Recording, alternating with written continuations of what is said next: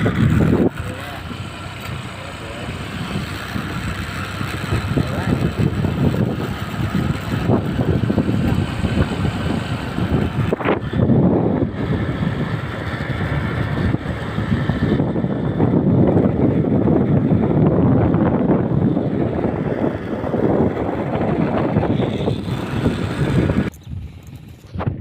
guys, ayan, bibisitahin natin yung ating palayan.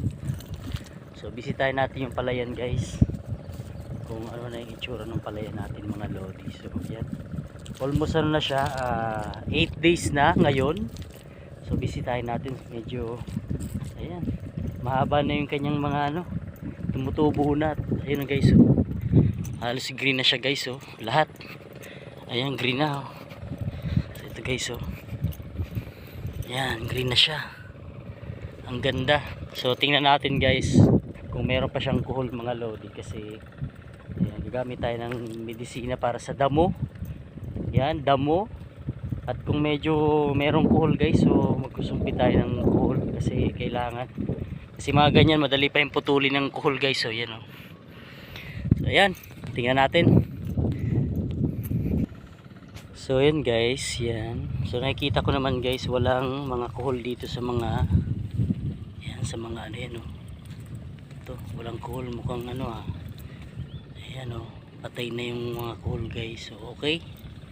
So wala ko nakikitang kuhol dito sa, ayan, yung sapa-sapang ginawa natin guys. So ito lang, tingnan natin to. Ayan, medyo merong isa, o isa-isa lang. So kunin natin yan. Guys, oh, maganda. At alagaan natin tong palay natin mga lodi para ayan, medyo maganda-ganda yung ating ani ngayong darating na February. So February guys yung ani nito mga guys. Ayan. So 3 months lang siya mahigit. So for 3 months lang kasi to eh. So ayan guys, ang ganda. Pakalawak, green na lahat, oh.